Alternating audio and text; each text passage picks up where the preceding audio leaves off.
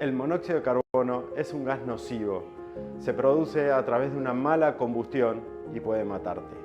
Aprende a detectar las señales y evita intoxicaciones. Si la llama de tus artefactos es naranja, algo anda mal. Si tus artefactos producen manchas negras u oscuras, algo anda mal. Si estás en un lugar cerrado y tenés dolor de cabeza, te falta el aire, tenés vómitos o te sentís mareado, algo anda mal.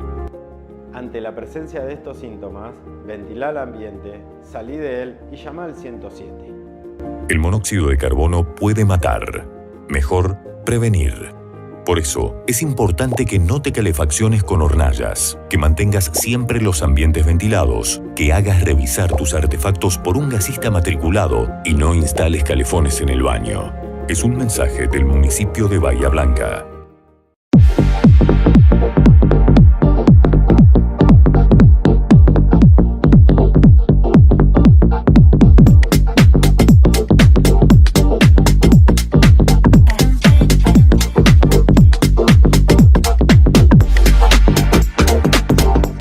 Justo que querían que nos metamos en el proyecto de Coronel Rosales Bahía Blanca para que nos cuenten un poco, bueno, cómo surgió. Bueno, ya pasaron varios años, pero que nos cuenten un poco cómo fue ahí el nexo en el que estuvieron trabajando los dos, Eve. No, ahí un poco cómo nació y demás, la realidad es que eso lo puede hablar muchísimo más Lisandro que yo. Yo te puedo comentar cuál fue mi experiencia como usuaria de la zona franca y bueno, o sea, la realidad es que la zona franca fue creada hace muchísimo tiempo. O sea, ¿cuántos años tiene ya la zona franca? Y la nuestra empezó a operar y está... Pero la creación como tal de la zona franca 2010, fue 2011. Un montón. Hace mucho. Y que ya estaba hablándose del proyecto de zona franca. 90 y pico. 90 y pico. Mirá.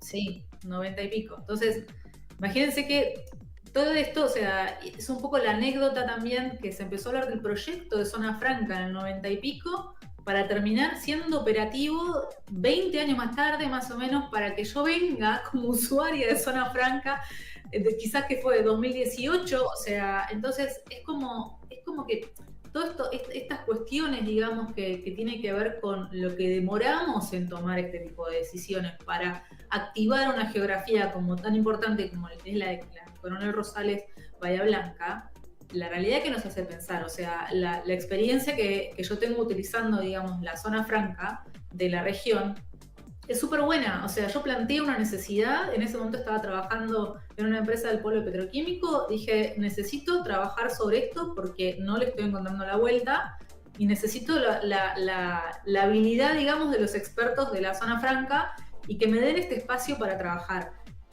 Y tanto Lisandro en su momento como las personas que están y que siguen, digamos, trabajando en la zona franca, la verdad es que hay mucho temor en la utilización de este tipo de procesos. En general lo veo en mis padres, lo veo en la industria, lo veo en un montón de lugares en los cuales la zona franca no se la considera y es un gran lugar de soluciones. O sea, a mí en ese momento puntual me dio un gran lugar de soluciones, por ejemplo, para todo lo que tiene que ver con grandes cantidades de repuestos necesarios para tenerlos en un lugar pegado a la planta en la que yo estaba y poder importarlos solamente al momento que los necesitaba, por ejemplo.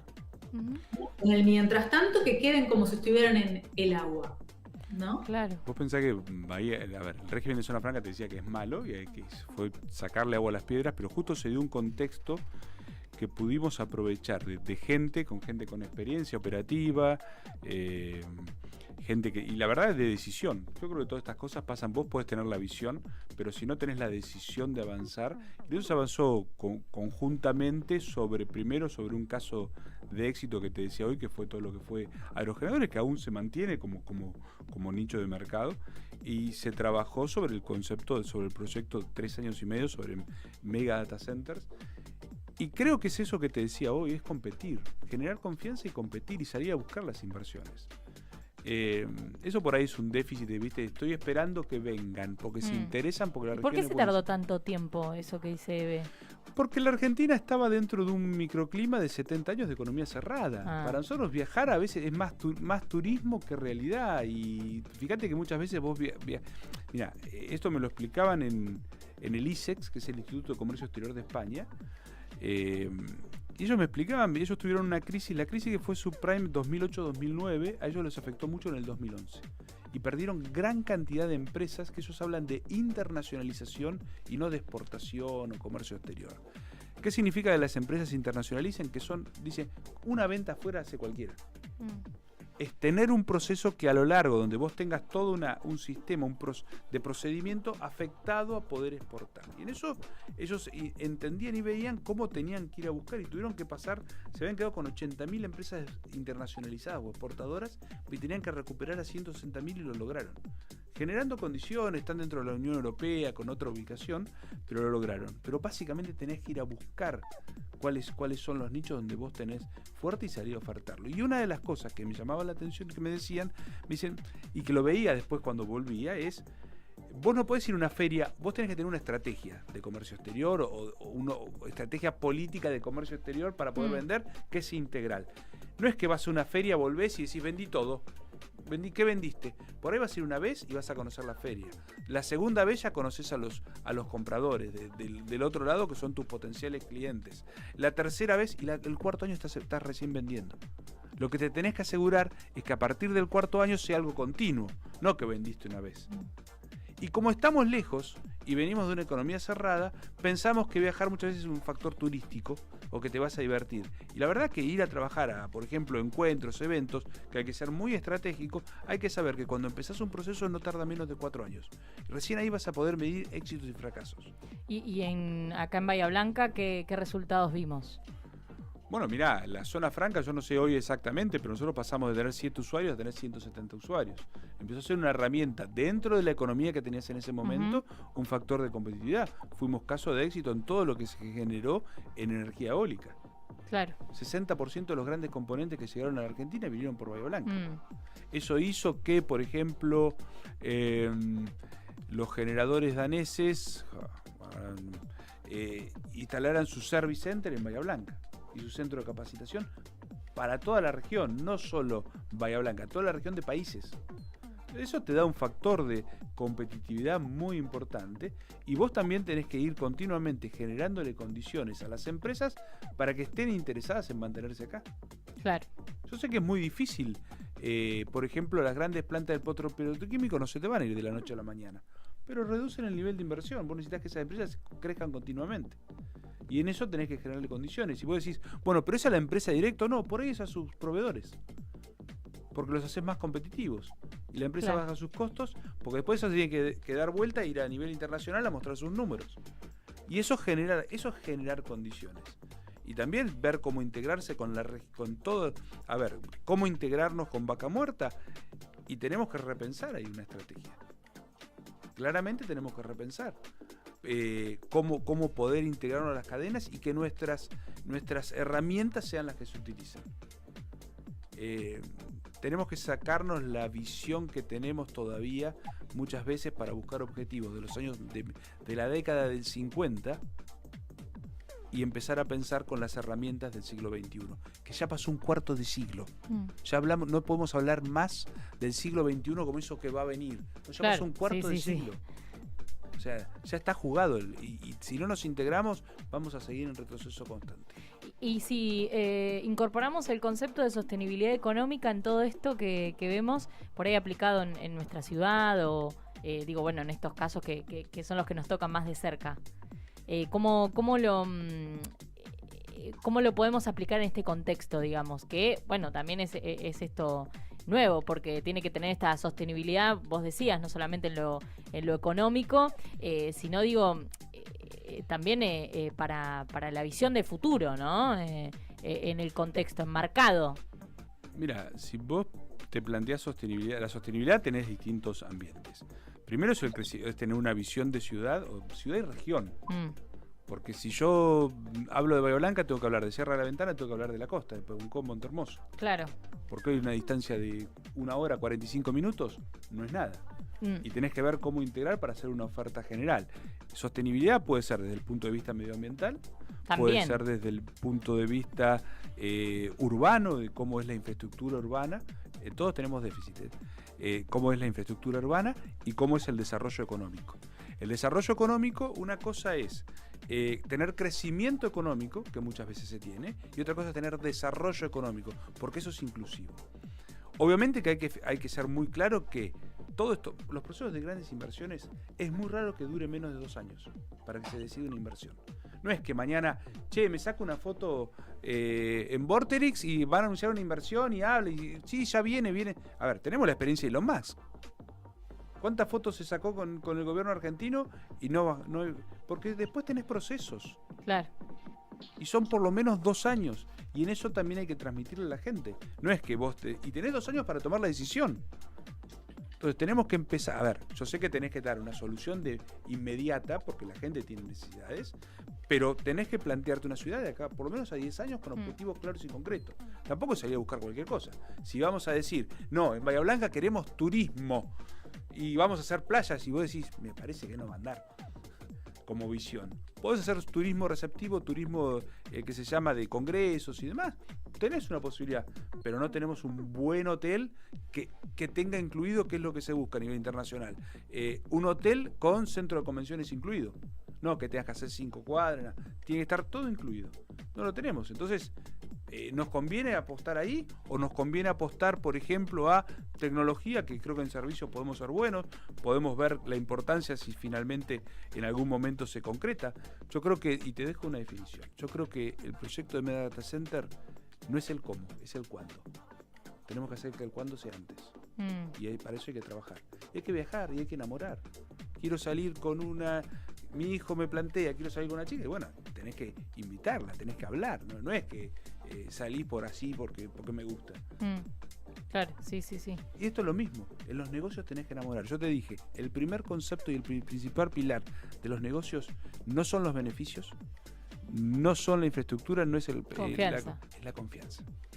Y creo que a partir de la confianza, con un plan y una estrategia, podemos utilizar, porque tenemos muy buenas herramientas. Eve, también, puede suceder esto de, pensando en todo esto que vos decías, Lisandro, digo, también los acuerdos, ¿no? Porque tienen, pienso en acuerdos privados, pero también en los acuerdos del gobierno, digo, acá tenemos gobierno municipal, gobierno provincial, gobierno nacional, hay un montón de factores, ¿no? En el medio para que también todo quede enmarcado, ¿no? Sí, exacto. Creo que en general algo que también tendríamos que trabajar no solamente a nivel regional, sino como país, es en unificar los criterios, ¿no? O sea, hoy estamos como pensando a ver quién sale mejor peinado en la foto y no realmente pensando en que todos podemos salir bien peinados en la foto.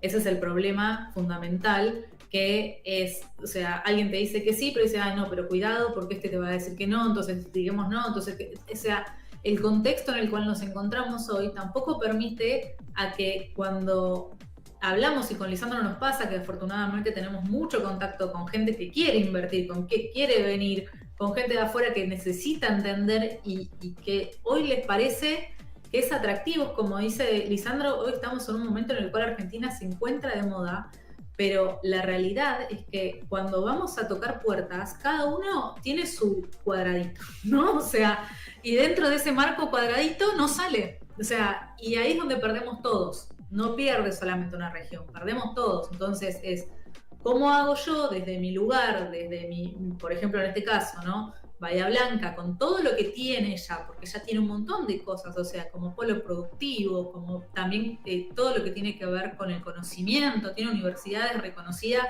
en todo el mundo, con profesionales de alto nivel y demás, pero lamentablemente después eso se tiene que, o no, o sea, no lo digo como un lamento, digamos, como que sea algo malo, sino que realmente hay que trabajar en unificar y en unirnos, o sea, en compartir visión de que quien venga de afuera va a venir, como bien dice Lisandro, siempre y cuando haya confianza. Y no solamente tiene que haber un mensaje, sino tiene que haber realidad. O sea, tiene que mostrarse un plan que tenga hitos que sean realizables, ¿sí? Hoy lo único que tenemos son promesas, ¿sí? de cosas, y porque decimos vengan porque somos lo mejor y vas a encontrarte con lo mejor y demás, pero nos quedamos ahí. O sea, después nos falta, digamos, la parte de hechos. Es como dice Lisandro, o sea, por ejemplo, Bahía Blanca se encuentra geográficamente hace mucho tiempo con distintos, o sea, por su lugar en el cual se encuentra. Por ejemplo, ¿cuántas veces escuchamos hablar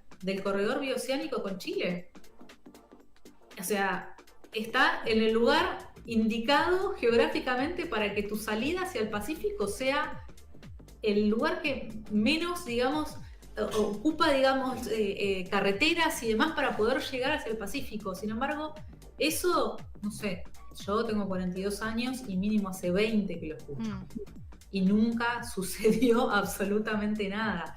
El desarrollo también, y eso pasa desde el punto de vista cuando uno tiene que operar desde Bahía Blanca, o sea, el desarrollo del puerto, o sea, que te llegue un barco cada 15 días y que te traslade 5 contenedores, no te sirve, no le sirve a nadie eso.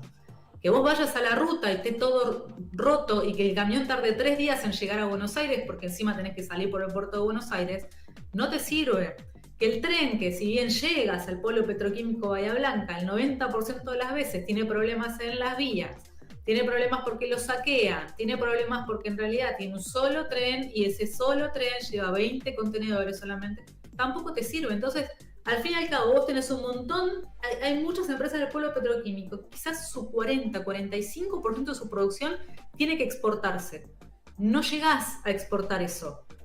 No lo llegás a exportar porque te quedás englobado en Bahía Blanca, pues no puedes salir ni por tren, ni por barco, no puedes salir por camión, no puedes salir por ningún lado. Y ni hablar lo que significa, por ejemplo, en términos de sustentabilidad, no tener acceso a buenos canales, digamos, de comunicación en términos de barco, que todo tenga que terminar saliendo por camión, en el cual el camión contribuye, para que se den una idea, a un 70% de las emisiones de gases de efecto invernadero. O sea, contra el 2,5 que tienen los barcos y la capacidad que tiene de llevar un barco. Entonces, en todo eso, cuando estamos hablando también de sustentabilidad de la región, todo lo que se habla y demás, la contaminación de Bahía Blanca y demás, esto también tiene que trabajarse de esta forma. O sea, desde todos los puntos de vista en los cuales nosotros estamos hablando, la regionalización, la internacionalización de la región, tiene que abarcarse desde todas las aristas posibles, que son unificación de criterios, que haya condiciones y que realmente haya un plan. Lo otro es el Estado. Perdón, era para cerrar un poco estos conceptos, porque bueno, Eve ya ahí tiró algunas cuestiones como a modo de cierre. Agradecerles y si querés decir algo lo de último, cierre que el también Estado, para sumar. en todos sus niveles, lo que no debe ser un hacedor, debe ser un facilitador. Claro. Si te hago una autopista es porque te estoy facilitando los negocios, pues yo sé que eso lo recupero. Si te hago una autopista digital es porque también sé que lo recupero. Entonces, ese concepto, pero no necesita ser el hacedor, porque en definitiva ese es el desafío que tienen los privados y que hay que fomentar y hay que motivar. Pero como facilitador su función es muy importante. Agradecerles a ambos por haber venido. Bueno, un poco los conceptos que mencionaban al final cada uno, ¿no? De hacia dónde tenemos que ir, ¿no? Pero bueno, la verdad que temática sumamente interesante y creo que estaría bueno que estén ustedes también, bueno, como han estado convocados, ¿no? También imagino, no sé, que puedan dar incluso charlas, ¿no? Que se sepa sobre esto, ¿no? Que no sea algo bien de nicho, ¿no? Bien. Muchas gracias y vamos a estar siempre. Gracias, Eve. Muchísimas gracias. Celebramos el Día Mundial de las y los donantes de sangre durante todo el mes. Por eso lanzamos la campaña Poner el brazo, donar sangre salva vidas. Como sabemos, la sangre no se puede fabricar. Solo con la solidaridad de personas dispuestas a donar podemos conseguirla. ¿Sabías que una persona donante salva 4 vidas? Y podés ser vos. Solo te lleva 10 minutos. Si tenés más de 18 años, gozás de buena salud y pesás más de 50 kilos, sumate. Es un mensaje del municipio de Bahía Blanca, el Consorcio de Gestión del Puerto y Ayúdale.